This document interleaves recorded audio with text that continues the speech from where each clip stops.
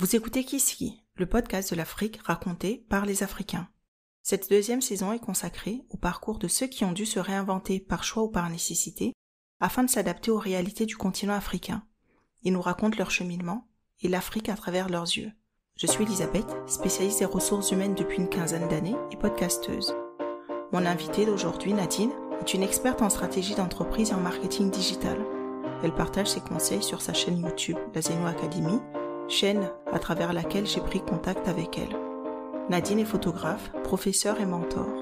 C'est tout naturellement donc que j'ai pensé à elle en construisant cette saison sur la réinvention de soi. Dans cet épisode, elle revient sur son départ pour la France puis le Canada. Elle nous dira ses sacrifices pour être à des hauts postes de cadre à Toronto. Elle nous parlera de la nostalgie qui donnera son nom à sa société Saudade, qui évoque une nostalgie heureuse en portugais. Pour elle, c'est cette nostalgie qui l'amène à retourner auprès des siens, surtout auprès de ses parents et de sa grand-mère. Ce podcast est aussi le tien, n'hésite donc pas à me faire un retour, à le commenter, le noter sur Apple Podcast et Spotify et le partager, il pourrait aider quelqu'un.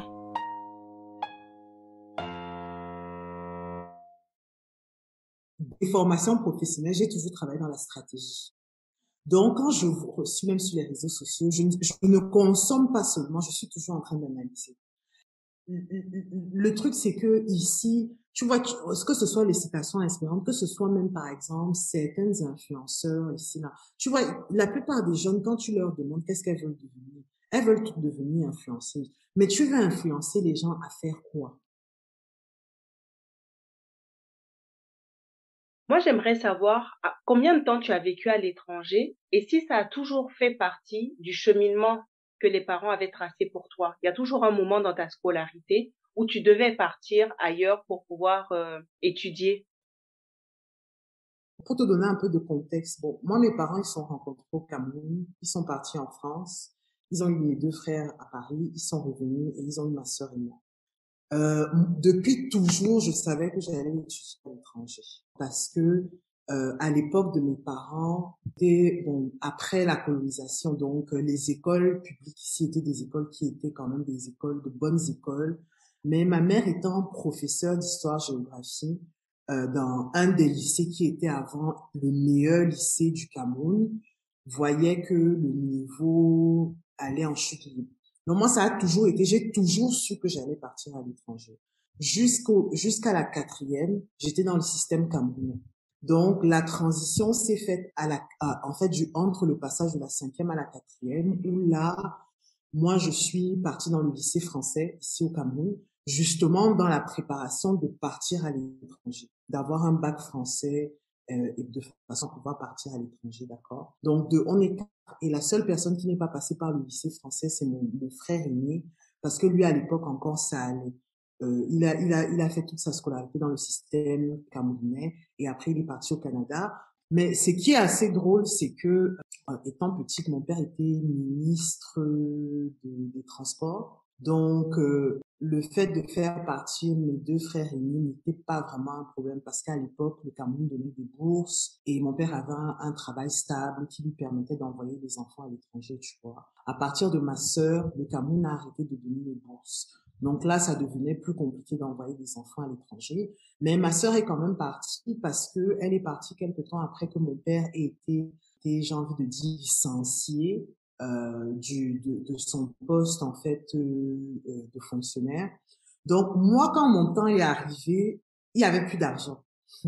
Et en fait, je suis partie à l'étranger comment? Parce que ma mère s'est dit, on a donné l'opportunité à tous ses frères et sœurs.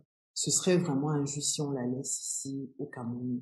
Donc moi, quand je pars au Cameroun, ce qui paye mes études, c'est ma mère qui fait les tontines et mes parents qui ont dû en fait céder plusieurs de leurs actifs, en fait, certaines maisons qui ont dû vendre, en fait, la maison où est-ce qu'on vit, par exemple, ici, on louait cette maison avant et c'est ça qui payait, en fait, mes frais de scolarité quand j'étais au lycée français. Donc, ça a toujours été dans les plans pour moi d'aller à l'étranger, bon. Mais je dois quand même dire que je pense que dans la tête de mon père, parce que lui, il est parti à l'étranger. On lui a donné, par exemple, la possibilité de travailler pour, je pense, la Banque mondiale, les Nations Unies, je suis pas sûre. Mais à l'époque, ces gens-là, ils voyaient vraiment, ils avaient toute une fierté, en fait, à rentrer au Cameroun pour travailler pour le Cameroun. Donc, mes parents, en fait, se disaient qu'ils nous envoyaient à l'étranger et que nous, on allait revenir comme eux, ils l'ont fait. Mais malheureusement, avec la conjoncture, comment le Cameroun a évolué, la majorité des gens qui sont partis ne veulent plus rentrer, en fait. Si tu veux, moi, j'étais celle qui ne devait pas partir parce qu'ils n'avaient pas les moyens. Mais bizarrement, en fait, je suis celle qui est revenue. Donc, pour répondre à ta question, oui, c'était toujours dans les plans que je parte à l'étranger. À quel moment tu décides que c'est le moment pour toi de revenir? Ok, je suis partie du Cameroun en août 2001. Donc, je suis partie pour la France. J'ai fait 2 ans de prépa. Après les 2 ans de prépa, je suis partie au Canada en 2003 et je suis revenue au Cameroun novembre-décembre 2015. Donc, j'ai fait environ 14 ans dehors. Honnêtement, hein, je te dirais que, bon, moi, j'ai une relation très fusionnelle avec ma mère. Étant petite, je suis la dernière. Donc, j'ai vraiment une relation très, très, like, close, comment on dit ça, vraiment très proche de maman. Et ça a toujours été dur, la vie à l'étranger. La France était très difficile parce que quand je suis arrivée en France, comme je t'ai dit, mes parents, ils ont vraiment saigné pour que j'y aille. Ils se sont vraiment sacrifiés. Donc, j'ai connu des périodes très difficiles jusqu'à peut-être 2006, là, que je commence à travailler au Canada. C'était difficile parce qu'il y avait des moments où je recevais l'argent en retard. Non, moi, je veux dire, les 2 premières années au Canada, mes études coûtaient extrêmement cher au Canada. Je me souviens que des fois, je passais des jours où j'avais pas vraiment de quoi manger. Je devais me rationner, tu vois, un peu. Même en France, hein, pareil, en France. En France, bon, l'école était quand même plus ou moins gratuite. Mais il y avait des moments où c'était compliqué. Donc, j'ai toujours vécu ça vraiment difficilement. Et bon, l'autre chose aussi, c'est que quand je quitte le Cameroun, je quitte en tant qu'enfant gâté. Donc, ça dit que moi, je faisais pas ma chambre, je faisais pas manger. Non, je faisais juste les plantains mi frits avec les œufs. Là, je me retrouve où il faut faire la vaisselle tous les jours au lieu du dimanche. Il faut que je commence à réfléchir à l'avance ce que je dois manger, préparer tous les jours. Ça a été un choc. Quand je suis arrivée en France, c'était vraiment un choc. Et malheureusement pour moi, en fait, le premier endroit où est-ce que j'ai vécu à Paris, c'était une chambre chez habitant. Et les gens chez qui je vivais étaient, je ne dirais pas racistes, mais étaient quand même, avaient quand même des préjugés vis-à-vis des personnes qui venaient de l'étranger. Donc, et tu sais, quand tu viens quand même, tu sors d'une famille, tu es une jeune de 18 ans, tu arrives et tu vis dans une famille dont tu vois leur dynamique familiale, mais toi, tu es à l'écart. C'était très, très difficile pour moi au départ. Donc, tous les ans, en fait, j'étais obligée de rentrer au Cameroun. Je pense que si je n'étais pas rentrée au Cameroun tous les ans, j'aurais eu la dépression, ça c'est sûr. Je trouvais ça très, très dur. Et bon, quand tu sais que les parents se sacrifient, même des fois quand on t'appelle pour te dire, est-ce que tu as encore assez d'argent pour finir le mois, tu es obligé de mentir parce que tu sais que si tu dis la vérité, c'est eux qui vont se sacrifier. Donc, de temps en temps, quand c'est vraiment chaud, là, tu dis que non, tu n'as rien. Mais la plupart du temps, tu es obligé de mentir pour ne pas que eux-mêmes ne dorment pas ou ce genre de choses. Donc, moi, je rentrais tous les ans et à quelque part dans mon cœur, je savais toujours que j'allais rentrer au Cameroun. Ça s'est amélioré quand même au Canada parce que bon, le Canada c'était vraiment une culture complètement nouvelle, etc. Et tout, je me suis quand même bien adaptée au Canada, mais je continue à rentrer tous les ans et vraiment l'hiver, même d'abord au Canada. En fait, c'est l'hiver qui m'a tuée en fait. Et si tu veux, j'ai su qu'il était temps de rentrer pour moi. C'était 2013-2014. En fait, j'ai eu un cancer de la thyroïde. Et j'ai fait 6 mois de tests. On n'était pas sûr des tests progressifs. Et je travaillais tellement. Et j'avais un super bon boulot, hein. J'étais dans une entreprise. J'avais un très bon boulot. J'étais respectée par mon père. 31 ans. J'avais un poste de haut cadre et tout. Donc, c'était vraiment bien. Mais je travaillais énormément. J'avais pas de vie. Donc, c'est-à-dire que j'étais là-bas. Mais en fait, quand j'ai mon cancer de la thyroïde, je me retrouve la nuit, du jour où on m'enlève la thyroïde. Quand je me réveille, l'infirmière me demande de crier. Donc, je hurle. Moi, je sais que je suis en train de hurler. Il n'y a aucun son qui sort de ma bouche. et tout. Et en fait, j'étais là, je me disais que, ok, je m'entends pas hurler. Bon, je me suis dit que peut-être c'est moi qui suis encore dans les vapes. Et je me souviens cette nuit-là, je suis en train de dormir, j'avais les appareils, tout ça. Et tu sais, dans les films, le truc qui fait bip là pour monitorer ton cœur. Donc là, en fait, dans la nuit, j'entendais mon bip et j'entendais aussi le bip des autres. Et on m'avait mis en fait dans une aile de l'hôpital où il y avait que des personnes qui étaient atteintes de cancer. La personne à côté était dans une chambre radioactive ou un truc comme ça, tu vois. Donc, je suis en train de dormir. J'entends le bip bip. Après, j'entends bip. J'entends tout le monde qui court et je pensais que c'était moi. Elisabeth, j'ai vu ma vie défiler devant moi. Tu vas faire comment? Tu peux pas crier. Donc, en fait, je me suis sentie comme prisonnière dans mon corps. Je n'arrivais pas à crier.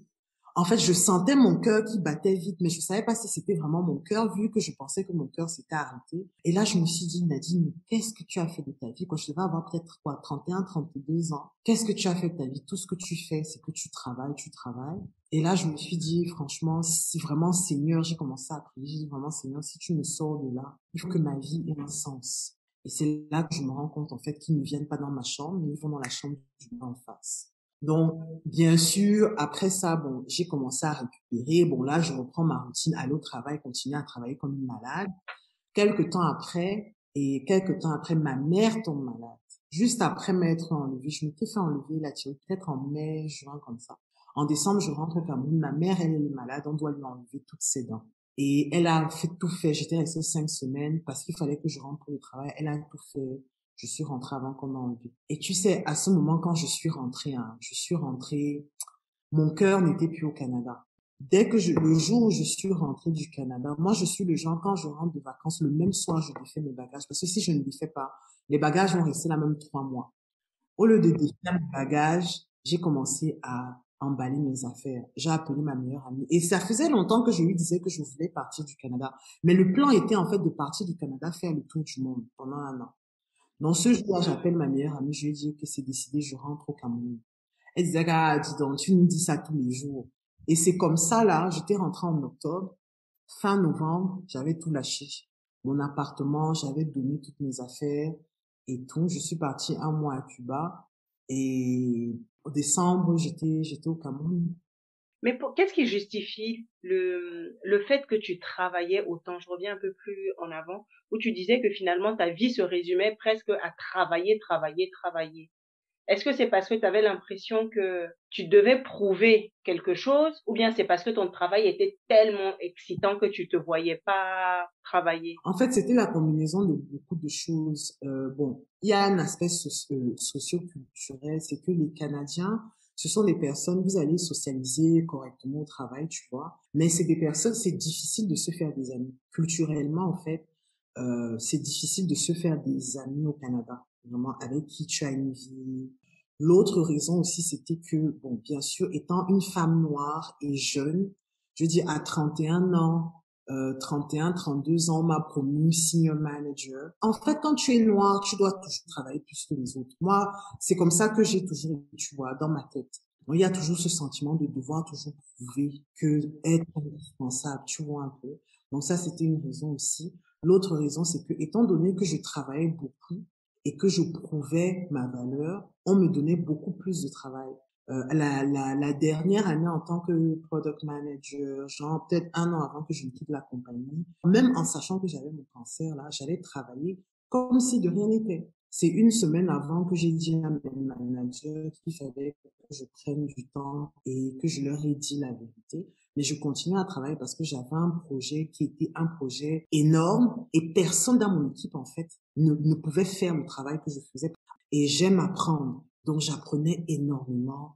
Donc, c'est-à-dire, moi, quand j'arrive dans une entreprise et que j'ai un travail à faire, donc j'étais product manager, mais j'aimais comprendre le processus par lequel toutes les personnes avant moi, après moi, et qui travaillent en parallèle passent. Donc, j'aimais comprendre ça pour déjà comprendre quels sont leurs enjeux à eux, pour aussi prendre ces informations pour m'aider dans ma négociation de projet. Parce que c'était des projets, tu as un budget, mais tu viens, il y a juste une équipe et ils priorisent les projets. Donc moi, j'arrivais toujours en fait à faire passer mes projets devant tout le monde parce que j'avais établi des relations avec eux. Je connaissais leur processus.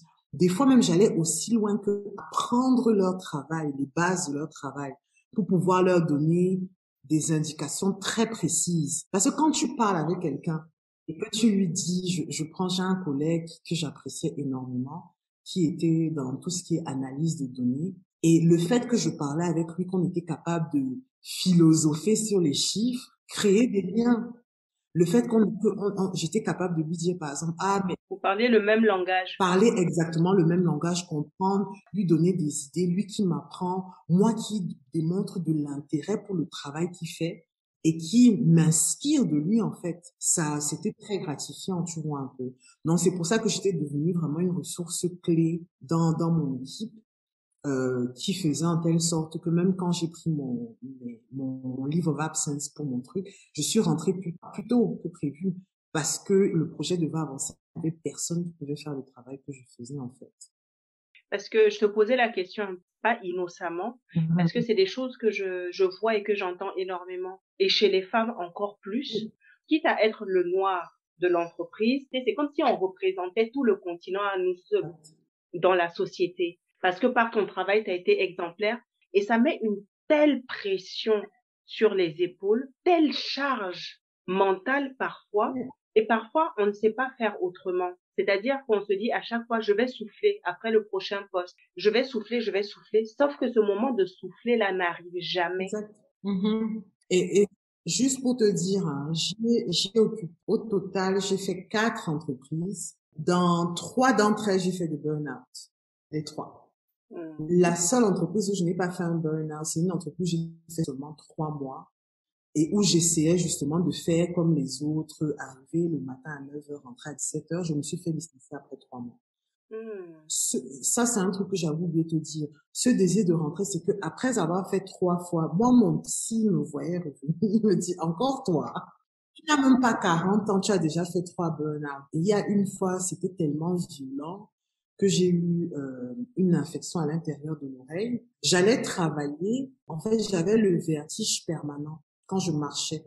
Donc, quand le métro arrivait, j'étais obligée de m'arrêter au mur, sinon j'allais tomber. Et depuis ce temps-là, ça c'est mon premier boulot, hein, je te parle de 2007, 2008.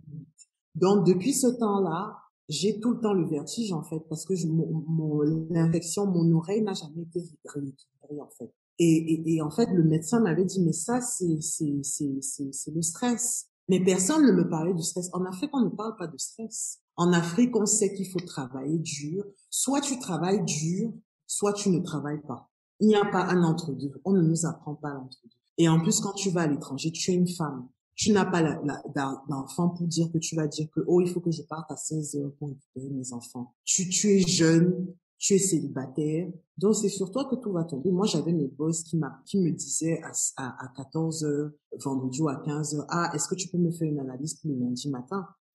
Ça veut dire que tu vas travailler le week-end. Et avec ces heures de travail-là, tu peux pas avoir de compagnon. Tu trouves le temps quand? Le temps que je trouvais, c'était le temps où je dormais.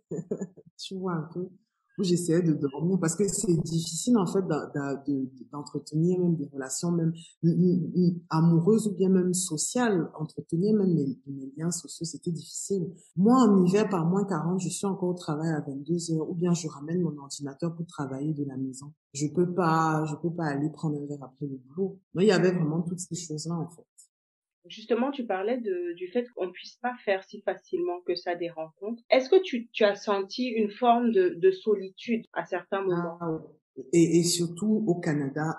En France, c'était différent parce qu'en France, j'avais la plupart de mes amis avec qui j'étais allée au lycée français, on était tous en France. Donc, j'ai pas vraiment senti ces solitudes. Mais quand je suis arrivée au Canada, c'était violent. Moi, je me disais que quand tu connectes bien avec quelqu'un, que ce soit à l'école ou bien autre, après, vous allez les uns chez les autres, mais non. J'avais juste un ami, en fait, qui était mon voisin et c'était un Marocain qui a cette culture africaine-là. Et comme on était voisins, on allait l'un chez l'autre, mais même si ce n'était pas vraiment comme avec les autres, la solitude, c'était chaud. Et surtout au Canada, l'hiver est long. Donc, il y avait toujours un jour, vers février, fin février, là, quand il fait hyper froid, quand ça fait depuis novembre que le froid veut te tuer, où je pleurais comme un enfant, parce que j'en pouvais plus un peu, parce que l'hiver est long, tu sors le matin, il fait nuit, tu rentres le soir, il fait nuit, tu as 45 millions d'habits sur toi. Pour arriver au boulot, tu dois enlever tout un tas d'habits, tu attends le bus dehors, sous les tempêtes de neige et compagnie. C'était compliqué. Tu sais, moi, quand je suis au Canada et j'ai gardé ce truc-là, il y a certaines nourritures que je ne mange pas au Canada. Parce que ça me donne trop le mal du pays. Les haricots, plantains, mûrs frits, là, je ne mange pas ça au Canada. Parce que je mange ça tous les jours au Cameroun. Je ne mange pas ça au Canada. Parce que si je mange ça va m'emmener. Il y avait des moments où, tu sais, en fait, depuis que je suis petite, il y a souvent, tu sais, une odeur de terre. Tu sais, quand il Oui. commence à pleuvoir, Après la après la pluie. pluie, là, Oui. il y avait des moments Mm. au Canada où je sentais cette odeur. Ça me ramenait à mon enfance. Et je restais comme ça, là, je disais que mince, qu'est-ce que je fais ici? Et bon, le travail aussi était un exutoire hein, contre la solitude, mais au Canada, la solitude, c'était vraiment, c'était très chaud. Surtout au début. Après, ça allait un peu parce qu'il y avait le travail et parce que bon, je m'étais fait quelques amis, mais c'était vraiment compliqué. Ouais. Donc, tu arrives au top de ce que tu sais faire. Tu apprends tout ce que ta société sait faire. Tu Mm. prends finalement tes valises, tu rentres. Comment se passent les premiers moments du retour? Est-ce que c'est comme tu pensais que c'était? Parce que tu revenais, c'était un peu les vacances. Mais là, tu reviens un peu plus sérieusement. Il y a deux choses qui ont fait que mon retour a été plus soft. C'est déjà que, en fait, j'étais de retour, mais j'étais pas vraiment de retour parce que j'étais de retour officiellement ici, mais mon compagnon de l'école, de l'époque, vivait à Londres. Donc, je faisais la navette entre le Canada, le Cameroun, Londres et Paris. Donc, j'avais cette possibilité de sortir du pays. Quand ça devenait déjà un peu chaud là, que tu commences déjà à être fatigué des coupures d'électricité, tu te dis, ah, c'est pas grave, dans un mois, je suis à Londres, dans un mois, je suis à Paris, etc. C'est vraiment quand lui est rentré au Cameroun que là, j'ai fait les 6 mois, 9 mois au Cameroun, que là, je me suis rendu compte, tu vois, que c'était compliqué parce que bon, quand je suis partie de mon entreprise, j'ai eu droit à un parachute doré, donc j'avais pas la pression financière. C'est quand cet argent-là est parti que tu t'assieds, tu te dis que, OK, bon, en fait, là, bon, je vis chez mes parents, tu vois, mais là, pour continuer à garder un niveau de vie, de voyage, tout ça, il faut que je commence à chercher des clients. C'est pas, Et puis, t'as beau être chez les parents, il y a quelque chose qu'il est important quand même de noter. En tant que personne, que les parents se sont sacrifiés pour payer les études, pour que chaque semaine, tu viens leur demander, tu n'as pas 5 000. et en fait, hein, ici à la maison, bon, moi, je suis la dernière. En fait, de tous mes frères et sœurs, je suis celle qui a vraiment connu la vie un peu plus modeste. Tu vois, c'était une vie vraiment de classe moyenne, mais je suis celle vraiment qui a connu ça. Donc, en fait, j'ai même gardé cette mentalité parce que même quand je travaillais et que je gagnais bien ma vie, je continuais à vivre comme une étudiante. J'avais pas de voiture. Les seules dépenses que je faisais, c'était les voyages. Donc, je gardais toujours de l'argent, tu vois, parce que jusqu'à aujourd'hui, quand j'ai quitté mon travail, j'avais décidé, en fait, de mettre minimum 2 ans, 2 ans, 1 an, pardon, de mon salaire actuel en épargne. Tu vois un peu. Mais quand je rentre ici, parce que c'est ça, c'est que moi, je vis ici avec mes parents. On vit dans une grande maison que mon père a construite en pensant que ses enfants allaient rentrer au Cameroun.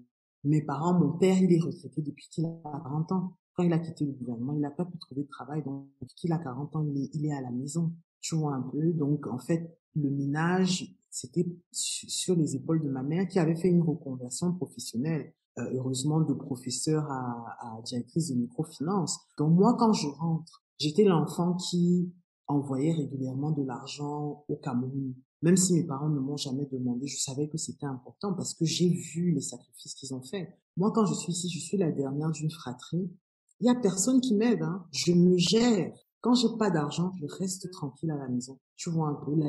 La première année 2019, mes revenus étaient de zéro. Cette année-là, c'est là que j'ai vraiment pris Zenu Academy au sérieux. Et j'étais ici. Ma mère m'avait fait un prêt pour pouvoir tenir. Mais quand je suis ici, j'ai des responsabilités à la maison. Il y a des charges que je paye à la maison si je m'occupe de ma grand-mère. Donc, il y a toujours eu ce truc-là qui me disait que, gars, en fait, ils ont beaucoup sacrifié. Quoi qu'il arrive, vraiment, il faut pas que tu te retrouves dans une situation où tu continues à être un boulet, tu vois un peu. Donc, et en fait, c'est quand le parachute doré est terminé, tout ça, et que mon ancien compagnon, en fait, rentre au Cameroun, que là, on commence vraiment à se mettre dans une logique de se stabiliser au Cameroun, que là, je me rends compte à quel point c'est difficile. Parce que tous les gens qui te disent quand tu es à l'étranger qu'il faut rentrer au Cameroun, qu'il y a des opportunités, tu te dis que quand tu vas rentrer, ils vont t'aider, mais ils ne t'aident pas. Déjà, quand tu rentres, même si moi, depuis que je suis partie de 2001, et que je rentrais presque tous les ans. J'ai eu un choc culturel, j'ai toujours les chocs culturels jusqu'à aujourd'hui. Parce qu'il faut que tu restes au pays au moins 6 mois sur place pour commencer à créer certains liens d'affaires que tu peux utiliser pour vraiment faire de l'argent. À chaque fois que tu sors, bon, tu ne recommences pas tout à fait à zéro, mais ici au Cameroun, il y a toujours cette stigmatisation en fait de la personne qui vient de l'étranger. Donc, quand quelqu'un sait que tu es parti à l'étranger et que tu as fait plus que 2 semaines, il se dit que tu ne vis pas ici au Cameroun. Donc, tu perds un peu d'intérêt. Je fais 3 mois dehors tous les ans. Je vis 9 mois l'année au Cameroun. Mais jusqu'à aujourd'hui, ils ont un terme là, ils appellent ça les benguistes, c'est-à-dire les gens qui vivent en France. Jusqu'à aujourd'hui, ça fait depuis décembre 2015 que je suis au Cameroun. On me traite toujours de benguiste ici au Cameroun. Je suis ici, je paye des impôts au Cameroun. Je suis ici 9 mois l'année. J'engage des Camerounais, j'ai des clients camerounais, mais ils me voient toujours comme une personne de l'extérieur. Donc, ça, c'était vraiment le choc qui était. J'étais préparée au plus d'électricité, l'internet qui est lent, tout ça. Mais je n'étais pas préparée à ce rejet, en fait.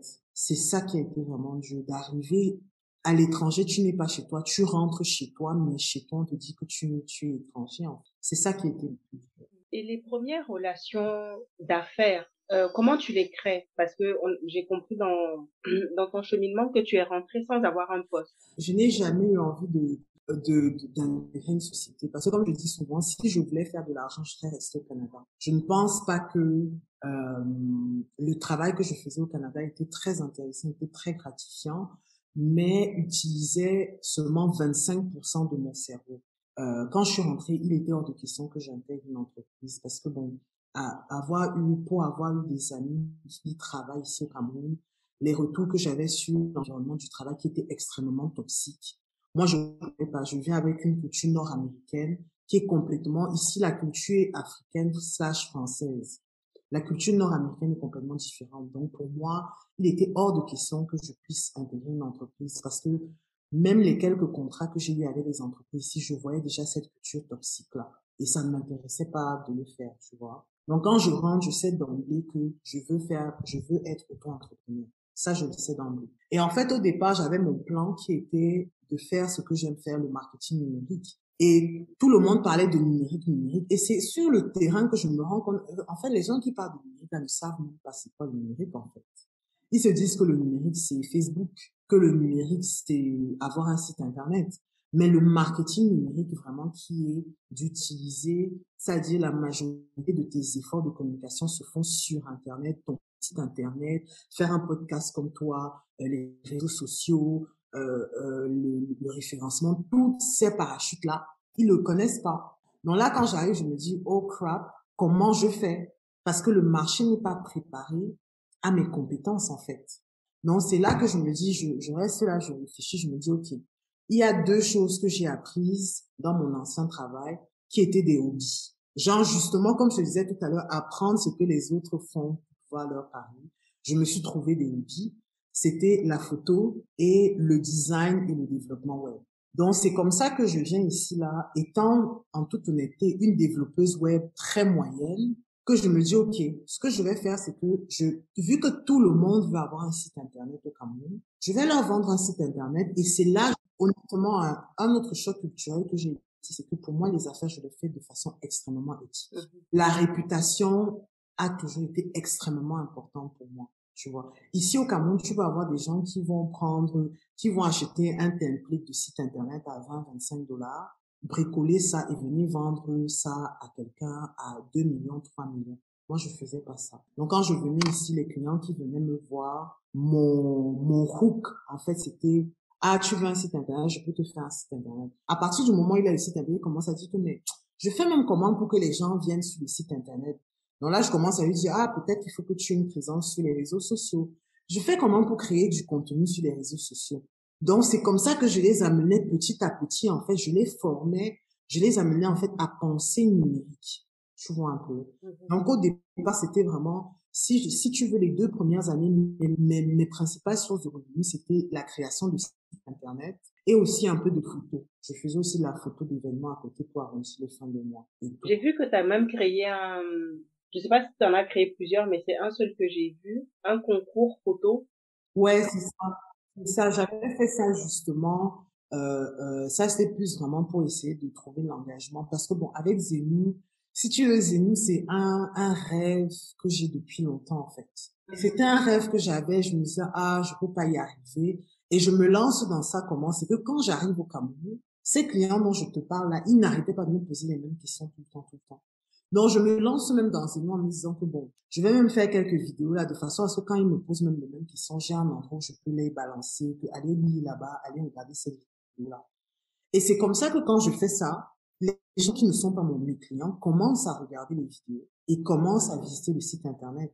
Et que je me rends compte que, mais, au final, cette idée qui était dans ma tête, que j'avais poussée en arrière, là, je suis en train de le faire sans m'en rendre compte. Et c'est là que je le fais, en fait. Mais, si tu veux, maintenant que j'ai fait le relancement, j'ai une approche qui est différente, en fait, qui est vraiment différente. Et si tu veux, cette année-ci, c'est l'année où je me suis dit, j'arrête tous mes contrats de freelance, d'entrepreneuriat, et je mets un an seulement dans une pour voir où est-ce que je peux aller, en fait. Et après ça, je reprendrai mes business, mais cette fois-ci, je le reprendrai parce que j'étais arrivée à un niveau où j'avais plein de clients. Parce que en plus, en fait, ça, c'était aussi une question que tu m'as posée, excuse-moi. Je n'ai jamais prospecté un seul client depuis que je suis au Cameroun. J'ai eu la chance que je me suis retrouvée au bon moment. Il y avait une fois, par exemple, un gros client que j'ai eu. Un jour, j'étais là comme ça avec une amie. C'était l'amie d'une amie. Et il dit, ah, le photographe devait arriver, le photographe n'est jamais venu. Et c'est là que je lui dis, ah, ben tiens, je sais faire de la photo. Et c'est comme ça que je lui fais la photo et c'est comme ça que de fil en aiguille, je fais son site internet, etc. J'ai aussi la chance que j'ai vraiment des parents qui sont très encourageants, qui ne comprenaient pas pourquoi j'étais rentrée, mais mes parents ils m'ont toujours encouragé à réaliser, même les choses qu'ils ne comprenaient pas. Donc, la plupart des clients que j'ai eu au début, c'était vraiment le réseau de mes parents. Et après, c'était juste du bouche à oreille. Je n'ai jamais prospecté un seul client, en fait. C'était du bouche à oreille. Quand quelqu'un va dire, par exemple, ah, j'ai fait du travail avec elle, la façon dont elle fait du travail est correcte, le travail qu'elle donne, et tout, là, il me recommandait, en fait. Donc, c'est ça. Mais c'est quand même fou parce que même si le réseau, on va dire le réseau immédiat, celui des parents, recommande, ça veut dire qu'à un certain moment, toi, tu avais quand même un bagage pour montrer aux gens. Parce que moi, ok, je te vois, je dis mon photographe n'est pas arrivé, puis tu me dis oui, je fais de la photo. J'ai envie de voir ce que tu fais. Moi, tu as envie de voir, mais en fait, si tu veux, quand tu viens de l'étranger, hein, c'est un couteau à double tranchant. Quand tu viens de l'étranger, en fait, si tu veux, il y a un complexe d'infériorité du Camerounais moyen vis-à-vis de la personne qui vient à l'étranger, qui fait en telle sorte qu'en même temps, cette personne pense que tu as des standards plus élevés et des compétences plus élevées, ce qui n'est même pas forcément vrai. Mais en même temps qu'il a ça là, en même temps, il y a un certain complexe d'infériorité. Lui, il veut venir ici montrer qu'il est mieux que nous. Donc, moi, en fait, j'essayais de jouer sur ça. Bon, moi, j'ai eu la chance, pourquoi? Parce que j'avais le fait d'être à l'étranger qui jouait en ma faveur. J'avais le fait que la plupart des gens à qui mes parents parlaient, c'était des gens qui avaient entendu parler de moi parce que j'avais fait, quand j'étais revenue pour faire 6 mois ici, j'avais fait une recherche énorme sur le terrain qui avait eu beaucoup de succès, en fait, ici. Donc, les gens avaient déjà plus ou moins vu ma façon de penser, le fait que je sois minutieuse, etc. Donc, et aussi le fait que mes parents sont des intellectuels et mes parents sont quand même des personnes qui sont quand même un peu connues dans leur domaine. Donc, ça aussi, ça m'aidait pour la crédibilité. Donc, pour toutes les personnes chez qui mes parents m'ont recommandé, avaient déjà ce fait que, bon, on connaît ses parents, ils ont certaines valeurs, elle, en plus, elle vient de l'étranger, donc on va lui faire confiance. Malheureusement, dans le cas de la photographie, les photographes des événements ici, les standards sont vraiment très bas. Ils sont vraiment très, très bas ici, là. Donc, même moi, étant photographe amateur, j'arrivais vraiment à faire du travail qui était quand même meilleur que eux. Et bon, et la dernière chose aussi, c'est que mon offre était plus juste. Parce que quand je vais voir un client et que sur le marché, par exemple, tous les personnes, en fait, on se donne le mot que un site internet, genre les templates que je te disais là, on donne minimum 5 millions. Il y a des gens qui vendent des sites internet à 10 millions, 20 millions. Et il y a certains sites internet qui valent ce prix-là parce que à cause de la complexité. Mais il y avait beaucoup de gens qui, on va te faire un petit site internet de rien du tout, tu vas payer des millions et on ne te donne pas le coût de source. Donc, à chaque fois que tu veux faire un changement, il faut que tu payes. Moi, j'arrive sur le terrain, je te dis, je te fais un site internet qui est optimisé pour tous les écrans, qui est mobile responsive. C'est que la plupart des gens ne donnaient pas à l'époque. Je te donne le code source. En plus de ça, je te forme et j'utilise en fait une plateforme que toi, tu peux gérer. Quand le client entend ça, juste le fait de ça là, même si mes prix n'étaient pas aussi élevés que les autres, mais quand même, j'avais quand même je faisais pas des sites internet à 20 000 francs, tu vois un peu. Juste le fait d'entendre, c'est se dire, ok, si la fille ici a tellement confiance en elle, elle est prête à nous donner le code source. Parce que plusieurs personnes disaient que mais tu es folle et tout. Je leur disais que non. Moi, je donne le code source. Je ne veux pas les gens travaillent avec moi de force, par force. Qui prennent mon code, qui travaillent avec quelqu'un d'autre. Mais j'ai suffisamment confiance en mon travail pour savoir que quelqu'un d'autre ne peut pas livrer le travail que moi j'ai fait. Et ce qui est arrivé, c'est que la plupart des gens, ils ont pris le code, ils sont allés avec d'autres personnes qui n'ont pas pu faire le travail. Et les clients là sont revenus vers moi après. Mais quand ils revenaient, ce n'était pas le même prix que je les refusais. Tu as parlé d'un truc tout à l'heure qui est resté dans ma tête. Tu as parlé des recherches pendant 6 mois. Ces recherches-là portaient sur quoi?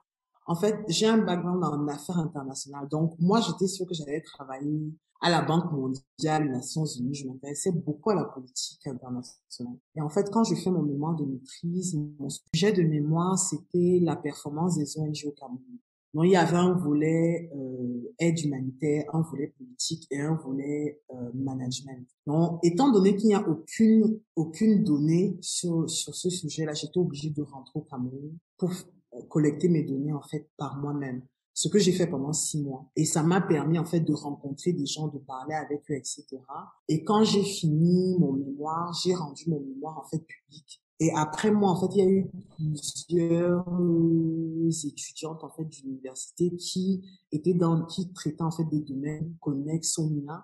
Et comme j'étais la première en fait qui avait réussi à récolter énormément de données, je leur ai partagé mes données, bah, pas mes données, mais mon travail en fait et mon truc gratuitement. Donc ça m'a beaucoup aidé en fait, parce que après coup, il y a beaucoup de gens qui ont vu ça et ça m'a vraiment aidé à montrer en fait mon côté analytique et mon côté recherche. Parce qu'en marketing, tu as besoin d'avoir en fait ce côté analytique, recherche et conceptualisation. On arrive à la fin. Je vais te poser peut-être 2 questions et puis on aura fini. Qu'est-ce qui fait qu'aujourd'hui, après quelques années, après être rentrée, tu te sens chez toi? En fait, si tu veux, après 5 ans, 6 ans au Cameroun, je te dirais que le chez moi là n'est plus une position géographique. Demain, je pourrais repartir au Canada.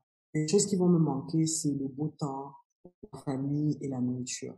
Le chez moi maintenant, en fait, je l'ai trouvé à l'intérieur de moi parce que après 6 ans ayant passé ici, en fait, c'est comme si j'ai pris cette partie du Cameroun et je l'ai intégrée à moi. Et une partie du chez moi aussi, c'est mes parents. Donc, tant que mes parents vivent et sont au Cameroun, le chez moi, ce sera au Cameroun. Mais, comme je te disais, avant, j'avais cet attachement géographique-là, mais je ne l'ai plus. Parce que j'ai réussi à capter ce Cameroun et à l'intérioriser. Aussi parce que après 6 ans, j'ai eu beaucoup de déceptions aussi ici par rapport à comment les choses fonctionnent. Et pour être tout à fait honnête avec toi, le truc, c'est que quand tu rentres ici, l'Afrique, c'est tellement magnifique, en fait. Mais en même temps, tu sais, quand tu vois le potentiel, quand tu vois les enseignements, quand tu vois tout ce qu'il a à offrir et que tu vois la situation actuelle, ça fait mal. Ça fait mal, tu vois. Il y a beaucoup de désillusions, en fait, que j'ai étant ici, là. Et je me dis que, est-ce que ça vaut la peine? Est-ce que je suis rentrée au bon moment? Bon, je ne regrette rien, mais j'ai réajusté mes attentes après 6 ans. Et Est-ce qu'on va dire qu'il y a un sentiment d'impuissance? oui, oui, oui. Et en fait, je pense que Quand il y a 10 ans, je disais, ah, le Cameroun, ce sont nos enfants qui vont vraiment voir le Cameroun évoluer. Je pense que ce sera mes petits-enfants ou mes arrière-petits-enfants, tu vois, parce que, tu sais, moi, mon père, il est rentré ici, il a fait de hautes études, hein, il a eu beaucoup d'opportunités à l'étranger, mais comme je t'ai dit tout à l'heure, il faisait partie d'une génération qui croyait au Cameroun, qui sont rentrés. Et quand je m'assieds aujourd'hui et que j'entends mon père parler de ce que le Cameroun est devenu avec beaucoup d'amertume, ça fait mal.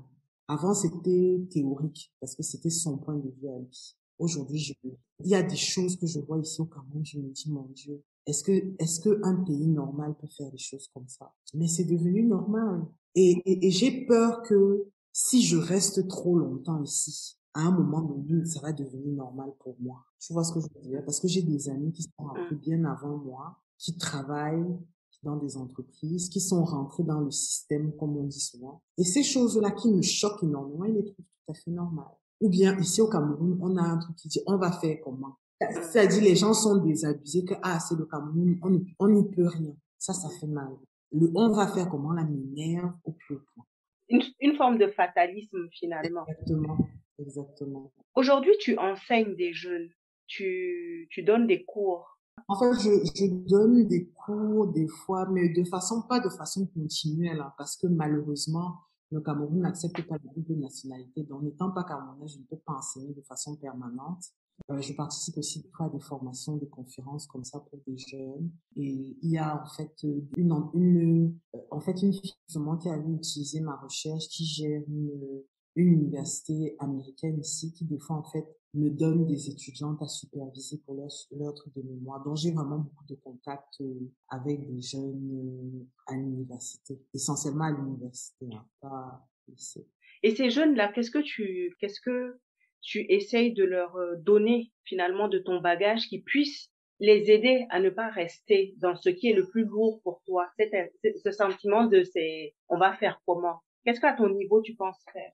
À chaque fois que je donne un cours ou bien que je participe à une conférence, hein, la première chose que je veux leur montrer, c'est qu'ils n'ont pas besoin de partir à l'étranger pour y arriver.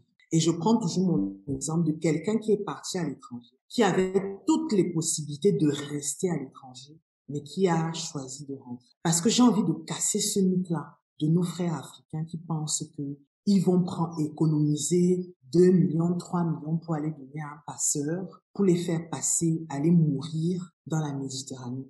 Ces 2 millions-là, ils peuvent l'investir ici au Cameroun et s'en sortir et avoir du succès, si bien qu'ils peuvent voyager, aller en vacances à l'étranger. Donc, ce qui est important pour moi, la première chose, c'est de leur dire que ne pensez pas que c'est mieux de l'autre côté. Si c'était mieux, je ne serais pas ici au Cameroun. Ça, c'est la première chose. La deuxième chose, c'est que même si tu restes ici au Cameroun, c'est important d'avoir l'esprit ouvert. Je ne peux pas stress this enough, avoir l'esprit ouvert. Mais tu peux avoir l'esprit ouvert en apprenant. C'est ça qui ouvre l'esprit. En apprenant tous les dimanches, j'apprends quelque chose de nouveau. Quelque chose qui peut m'aider pour mon travail ou quelque chose qui n'a absolument rien à voir. Il faut que j'apprenne. Apprendre une nouvelle langue. Se trouver un nouveau hobby. Il faut apprendre. Parce que c'est en apprenant que ton cerveau crée de nouvelles possibilités. C'est ça qui te permet de rêver. C'est ça qui te permet de résoudre des problèmes. C'est ça qui te permet d'être comme ça, même si c'est que toute ta vie, tu as toujours trouvé que c'est normal, par exemple, que je ne sais pas, une situation ici qui est anormale, que toi, tu es vécu avec ça. Tu n'as pas de référent, tu vois un peu, donc tu te dis que, ça a toujours été comme ça, donc ça doit être normal. C'est en apprenant que tu te poses même la question que, mais, ça a toujours été comme ça, mais est-ce que ça devrait être comme ça? Est-ce que c'est normal? Est-ce que je veux que ça soit comme ça? Est-ce que je veux que mes enfants, pour moi, c'est tellement important. Ça, ce sont vraiment les 3 choses, hein. Quand je leur parle souvent, je leur dis que, franchement, s'il y a 3 choses que je veux laisser comme impact, c'est ces 3 choses-là, tu vois. Et si je devrais ajouter une 4e chose, arrêtez de mystifier les choses. On aime trop le mysticisme. Il y a des gens ici, là, moi je les appelle les sorciers. Je ne les appelle même pas les gourous, les sorciers. Pour moi, démystifier, c'est vraiment important parce que des fois, tu rencontres des gens qui ont de bonnes idées, mais qui ont peur. Bon, moi-même, je te dis, moi aussi, j'ai peur, hein, mais j'ai vraiment envie d'encourager les gens parce que je pense que tout le monde est créatif et que tout le monde a cette possibilité de pouvoir. Si tu fais ce qui te passionne, tu peux réussir dans le marketing numérique. La seule chose dont tu as besoin là, c'est des outils, t'aider à conceptualiser comment est-ce que tu vas y arriver. Il y a beaucoup de gens qui se lancent dans le marketing numérique pour devenir influenceur. J'ai un gars, par exemple, qui me contacte il y a un an, qui me dit, lui, je l'ai rencontré, en fait, un jeune Camerounais. Lui, j'ai envie de commencer une page Instagram parce que je veux devenir influenceur. Donc, quand il m'a dit ça, je me suis dit que bon, pardon, rencontrons-nous, il faut que tu m'expliques. Déjà, être influenceur, ça veut dire quoi? Ce n'est pas toi qui dis que tu es influenceur, ce sont les gens qui disent que tu les as influencés. Tu as eu un impact sur eux. Et en fait, lui, ce qu'il voulait faire, c'est partager les citations inspirantes. Là, tu sais, il y a 2, 3 ans, c'était très à la mode que tout le monde, donc c'était les mêmes citations inspirantes que tout le monde reprenait tout le temps, parce qu'ils voulaient tous gagner des abonnés, etc., etc. Mais je lui ai dit que, mais toi, si, quand je te vois, tu es passionné par, tu veux poster des citations motivantes pour les entrepreneurs. Est-ce que toi, tu es un entrepreneur? Est-ce que tu es passionné? Donc, ça dit, si je te réveille le matin, là, je te dis que qu'est-ce qui te passionne? Tu vas me dire partager des citations motivantes pour les entrepreneurs. Il me dit, ouais, mais comment ça? Tout le monde réussit comme ça. Je lui ai dit que, gars, mais le problème, c'est que les gens, tu sais pas s'ils achètent des followers.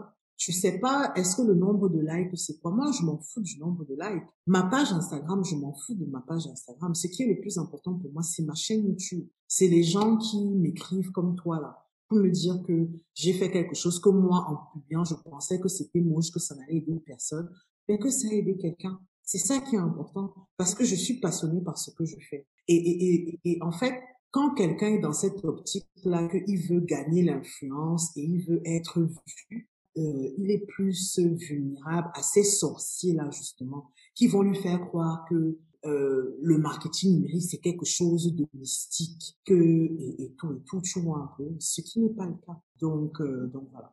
Les formations professionnelles, j'ai toujours travaillé dans la stratégie.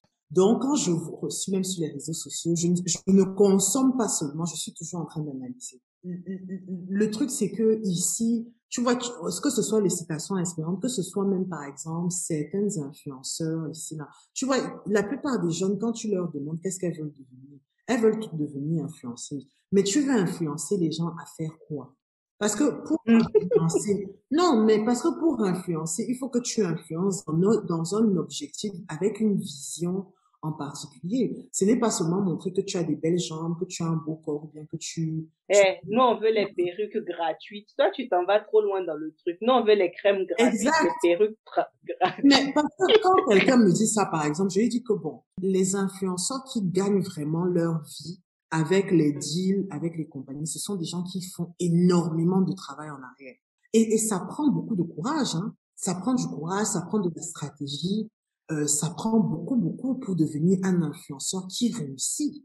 Et il y en a pas beaucoup qui réussissent, hein. Il y a beaucoup qui nous font croire qu'ils réussissent, mais pas beaucoup réussissent. Ceux qui réussissent sérieusement, qu'on invite à des événements, qui ont des sacs Louis Vuitton qu'on leur envoie et tout. C'est des gens qui travaillent énormément. Ils ne font pas que poster des photos d'eux, hein. C'est beaucoup de stratégies en arrière. Et puis, il faut être résistant aussi aux critiques.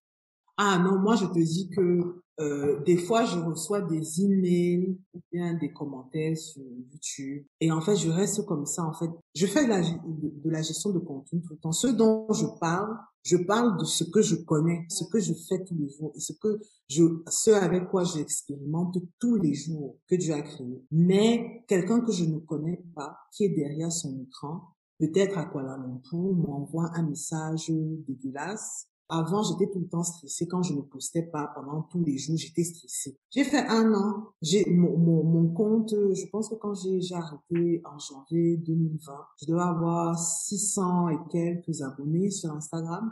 Je suis à 740. Donc, ça a augmenté principalement grâce à YouTube. Donc là, le premier enseignement que j'ai eu, c'est qu'il faut il faut qu'on arrête de se mettre la pression, que tu dois sortir le contenu tous les jours pour perdre des abonnés. Les abonnés, c'est pas ça le plus important. Le deuxième enseignement, c'est qu'il faut faire du contenu, comme par exemple toi, le contenu dont tu parles là. C'est des choses qui seront pertinentes dans 6 mois, dans 2 ans, dans 10 ans. Le podcast que tu sors aujourd'hui, quelqu'un dans 5 ans va le trouver intéressant et dans 5 ans va l'écouter et va te suivre sur les réseaux. Il faut qu'on arrête d'avoir cette peur de toujours faire tout ce que tout le monde fait, de sortir le contenu, se mettre une pression énorme. Il faut qu'on arrête ça. Moi, je me suis libérée de ça. Ce qu'il faut qu'on essaie, qu'on arrête de faire, hein, c'est cette mentalité nord-américaine du hustle. Il faut toujours travailler, travailler, travailler. Tu travailles pour vivre ta meilleure vie. En même temps que tu postes, que tu fais les podcasts là, tu as une vie, tu as un mari, tu as des enfants. Tu ne vas pas délaisser ton mariage et tes enfants parce que tu veux divertir des gens que tu ne connais pas. Je ne dis pas que ton audience n'est pas importante. Quand j'ai même fait mon lancement, j'ai dit, bon, voici ce que je veux faire. Tous les gens qui ne veulent plus me suivre là, pardon, désabonnez-vous à ma newsletter. Parce que déjà, quand vous êtes abonné,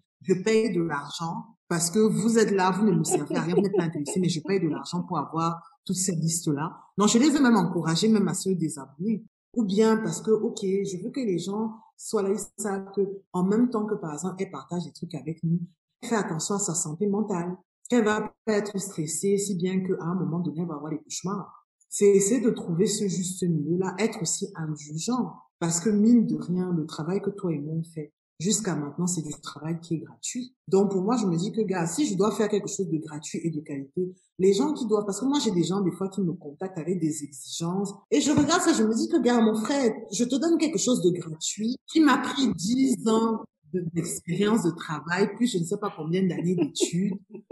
Toi, tu viens exiger que je fasse des choses.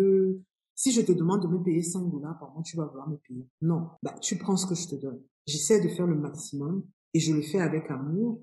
Et là, je me dis, tu sais, des fois, c'est pas parce qu'on est sur Internet qu'on ne doit pas respecter le travail des gens. Moi, je suis quelqu'un d'introverti.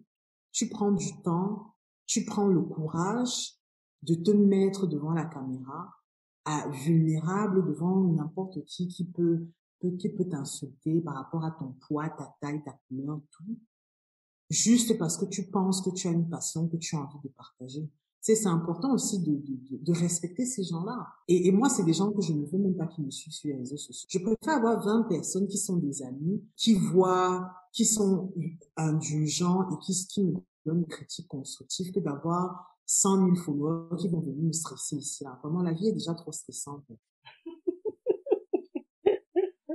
Et je trouve qu'il y a de la beauté d'être avec quelqu'un que tu connais depuis le début et tu le vois évoluer. Tu vois ce que je veux dire? Pour quelqu'un qui te voit, qui voit comment au début tu étais pas trop sûr et te voit aujourd'hui comment tu parles avec eux beaucoup plus genre. Il y a aussi de la beauté dans ça, là. Tu vois? C'est vrai. Est-ce que tu as un mot de la fin aujourd'hui concernant ton parcours et où tu en es aujourd'hui? Est-ce que tu te sens bien là où tu es? Est-ce que tu te sens ancré là où tu es? Ça, avant, j'avais mon petit bureau en bas. Maintenant, je suis montée. Je suis dans une salle où j'ai plein de lumière, la baie vitrée ouverte. J'ai 2 cocotiers en face de moi. Et depuis que je travaille ici, en fait, je me dis, les 6 années là ont été... En fait, si c'était à refaire, je referais la même chose. Parce que le fait d'être sorti de mon petit bureau avec ma petite sans trop de lumière, être monté, c'est juste monter un étage, hein, c'est la même maison. Mais la dernière fois que j'étais ici, là, je regardais ça, je me disais que c'est vraiment... En fait, je suis tellement fière de ce que j'ai accompli. Mais pas, même pas accompli que je peux montrer aux gens que voici ce que j'ai fait, mais que j'ai accompli à l'intérieur. Tu vois? Par rapport à me connaître, à pousser mes limites et tout.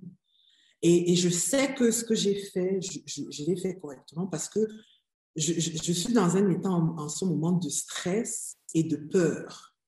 Et c'est comme ça que je sais que j'ai bien fait. Parce que si je me sentais dans ma zone de confort, là, je me poserais des questions. Aujourd'hui, je sais que tout ce que je devais faire, je l'ai fait parce que à l'heure actuelle où je te parle, j'ai peur des changements qui arrivent. J'ai peur d'avoir autant d'idées qui me sortent pas à la tête comme ça. J'ai peur d'avoir passé du temps à revoir un projet, de me lancer corps et âme dans un projet sans savoir comment je vais le financer, sans savoir, et juste avec la confiance que ça va aller. Donc, vraiment, mon mot de la fin, c'est, gars, il faut se lancer. Et la peur, c'est une bonne chose. Parce que c'est ça qui te montre que tu es en train de passer à une nouvelle étape dans ta vie, en fait. Et la plupart du temps, quand tu as peur, ce qui t'attend de l'autre côté, c'est mieux, en fait. Donc, mon mot de la fin, c'est ça, il faut se lancer. La peur, c'est bien. Wow.